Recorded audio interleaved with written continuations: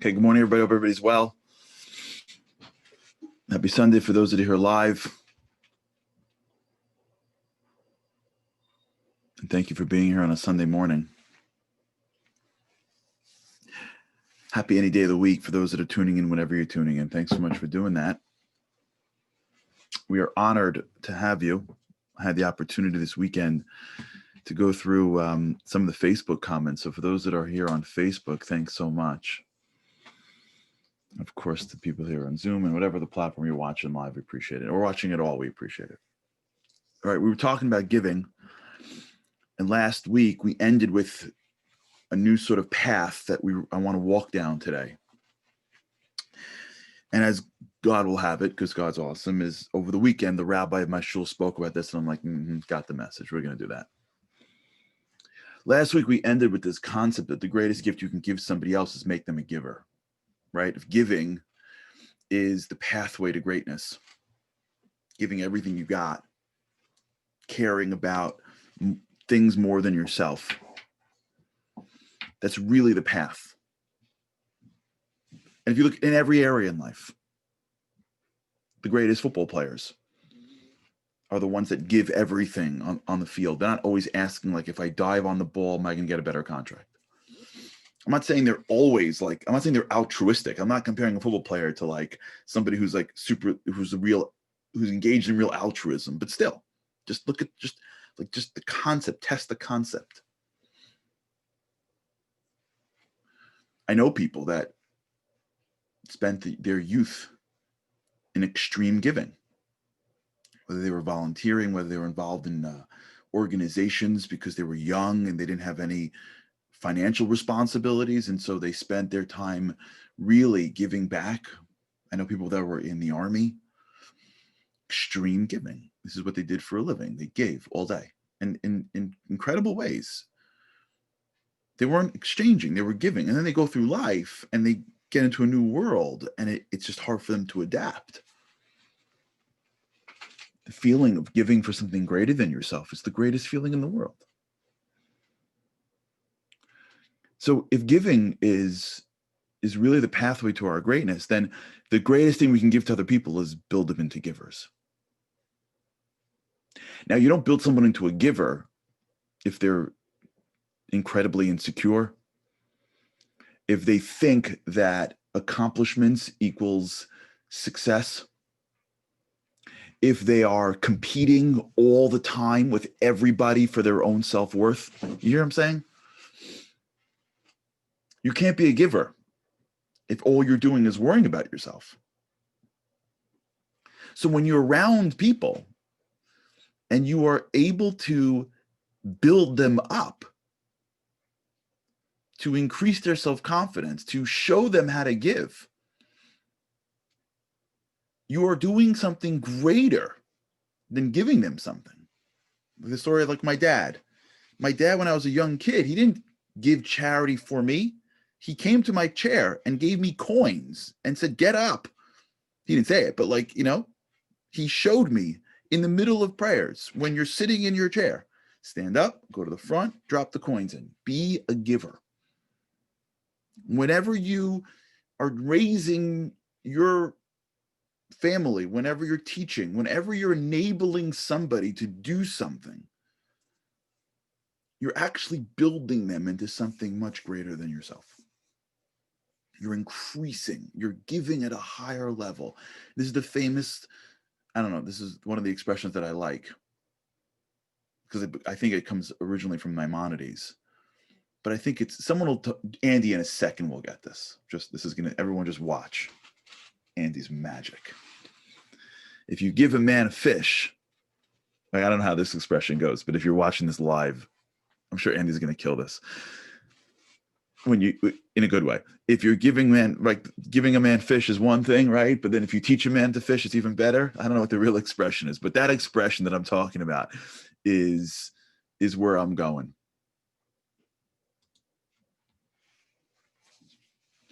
That there's something greater than giving, and that's building givers.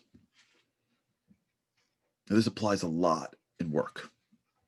For those of you who have people that work for you, My good friend Benjamin Tepfer over the weekend gave me a line that blew me away. He said, if you want to be great at something, you have to learn how to give up the things that you're only good at. And what that means is that many times, especially at work, for those who are working with people, is we'd like to do things ourselves. Has it ever happened to you where you're working somewhere and you give somebody something to do? Yeah, he got it. Chinese proverb, Andy Boltex delivers. Chinese proverb, give a man a fish and you feed him for a day. Teach a man to fish and you feed him for a lifetime. Thank you, Andy. I think that was 65 seconds. Sometimes in work, when people give you when you give somebody an assignment and it doesn't come back perfect, our first inclination is, I'll just do it myself. Do you ever have that? I'll just do it myself. You ever do that in like your family or friends? Get involved in the community, give somebody something to do, and they don't do it well, and you go, I'll just do it myself. I'll just do it myself is, it takes too hard to try to make you great. So let me just do it myself and make it good. When you're around people and they're not you, and as opposed to the time and effort that it takes to make them better, we just go straight to the thing that has to get done, and do it ourselves. I'll just clean up myself. It's fine. I'll just do it myself. I asked you to do the dishes. You know what? I'll just do it myself. Anyone have this? Anyone have this with their kids? With your friends? I know this with your friends. I know you're supposed to take care of this thing. I'll just do it myself. I know this with your parents, especially for those who have much older parents. I don't. My parents are super young. My parents are my age now. They get younger. Right? If your parents are much, much older. Here, mommy, let me give you this thing. I'll get it, honey. No. I'll do it. Ma, I'll do it. I'll do it. Ma, I'll do it. Anyone have this? The hovering, the helicoptering. Any helicopter parents that I'm watching? Anyone solving problems for the people around them all the time? Anybody doing that? Solving problems for everybody all the time? Here's what you should do. Just do this. And it comes from such a good place. You know where it comes from? You know where it comes from? Somebody? Giving. These are the greatest people in the world, the givers. The people that are solving each other's problems, they're just givers. Moms that are helicoptering, they're givers. They're not trying to hurt their kids. They love their kids. They're trying to solve all their problems. They're calling the school and they're yelling at teachers. They're doing everything that they can to get. I told you the story here a million times about the guy with the bonus, right? I told you this too for sure. The mom who called her son's boss because the boss didn't give her son a big enough bonus. But it's not just helicopter moms. We pick on moms. That's what we do for a living, us boys. We pick on our moms. It's more than that. It's everywhere you go. People are always solving everyone's problems. People are always assuming that they know. It's okay. And it comes from giving. It's a good thing. It's a good thing. People are givers. They're givers. Good people are givers. And they want so badly for it to work out. And they want so badly for it to be fixed. I'm going to go down a road here for the men. I didn't learn this until I think 18, 19 years into my marriage. But even now, I don't get it. I'm just saying it. I just want to let you know, I'm not saying it like I get it. I'm saying it just because I'm saying it. Just understand. For the guys,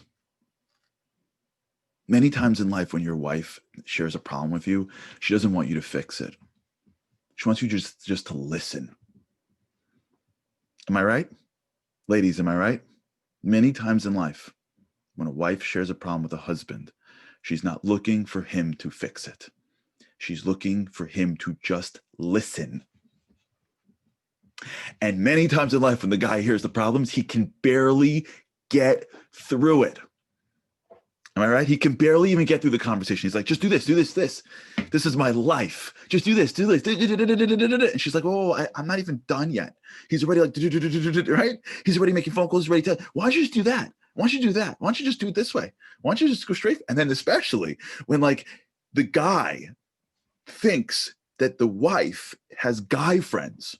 Now, of course, I don't mean to like characterize all men like women. I'm being a little extreme a little bit. So I'm sure there's a lot of gray in between, but let me just for a minute, just play on the stereotypes for a second. Guys think that women have guy friends. And if you have a guy friend, you can just call up, grunt for 3 seconds, say exactly what you want, and no one's mad in a week from now.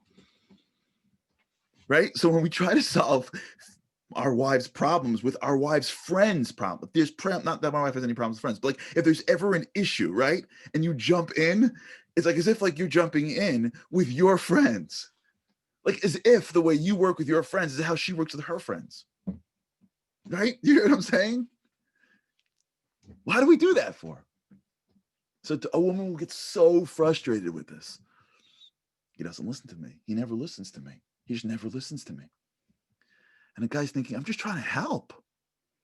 Because when a guy hears his wife in pain, I got to tell you, ladies, it gets him in a real deep place. A guy doesn't want his wife to be in pain. He does what he does. He takes out his tools. Just go fix it. Go fix it. But it doesn't fix it. Why? How come all this giving isn't working? How come all this giving isn't going where we want it to go? Because as we move through the levels of giving, as we ascend into levels and levels of giving, we have to realize that there's a level of giving even bigger than giving. And that's empowering. There's nothing that we can do for someone bigger than to make them bigger. And that's hard. It's one level to get up and give. That's already a big level that we got on together, right? We were in the world of exchanging a week ago. A week ago, we were talking about exchanging. I'm doing for you because I want you to do for me. Now we're ascending into the level of giving. Giving is a whole nother world. Yeah, Daniel, for those of you who are on live, Andy, make sure you post this on Facebook. And if you're listening on a podcast or like this, we're going to hopefully post this tomorrow. Daniel just nailed it. There's a video called It's Not About the Nail. We're going to post it here for those that are live. And after Andy gets it, I'll give you the link, tell you where to go find it, or go to YouTube and go, It's Not About the Nail. This will explain everything. I'll tell you, I was talking to a CEO this week, and he just couldn't understand one of his employees, and I showed him this video, and he's like, I got it. I got it totally. It's not about the nail. If you're listening to this as you're driving, wait till you pull in. It's already being posted on all of our sites right now. It's not about the nail.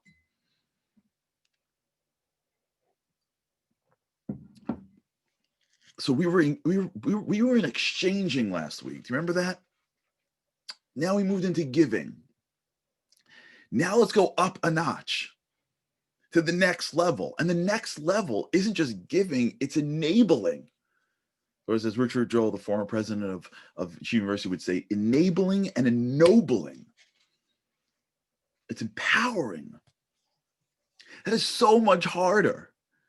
It is so much harder to sit through the time that it takes to make the kid get that answer than it is to give him the answer. It is so much harder to figure out, why is my teenager refusing to do dishes? Why is my teenager refusing to clean up her own room? How do I strategize getting her to actually want to do it on her own? It seems like an impossible task, especially if my teenager is a him, to get that room clean. I feel like I could sooner get in the middle of the space race between Bezos and Elon Musk than get one teenage boy to make his room clean enough so that we don't have like microcosms growing and all what's going on. It's harder to make him someone that's responsible.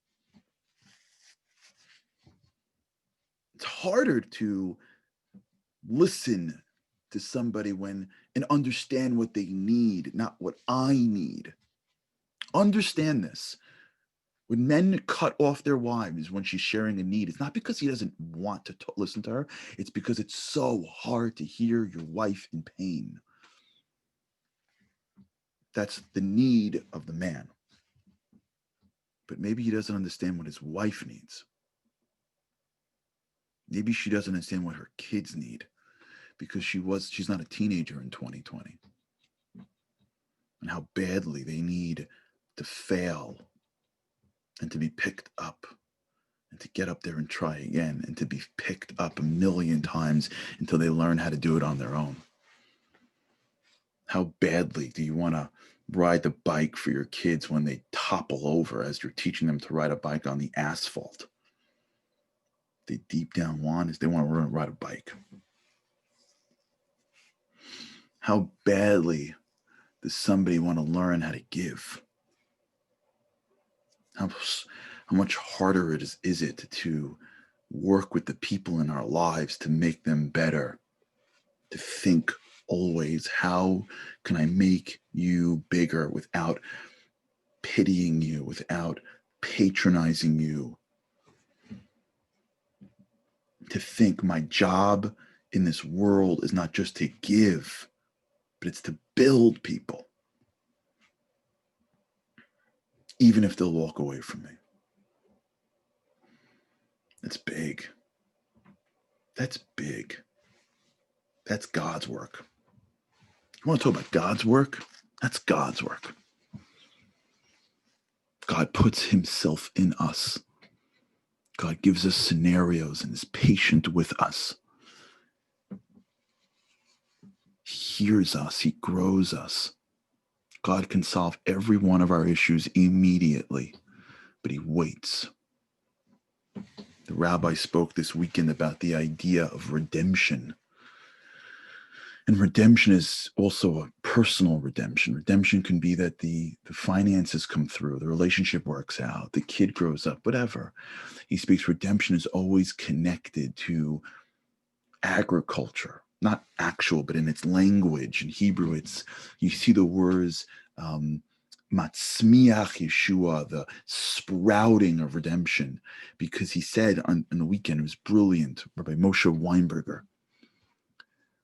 He said, because the word sprouting means, in a way, taking time. You can't grow a tree overnight. You can't force it. It takes time. A tree goes through winters and fall and spring and summer. A tree has time, the trunks, the branches, they ups and downs. And if you have the patience to work and to water a tree, even in the beginning, when you don't see anything, and one day it'll produce fruit. The patience that we need to grow people, to give them the support, even when they're not delivering for us.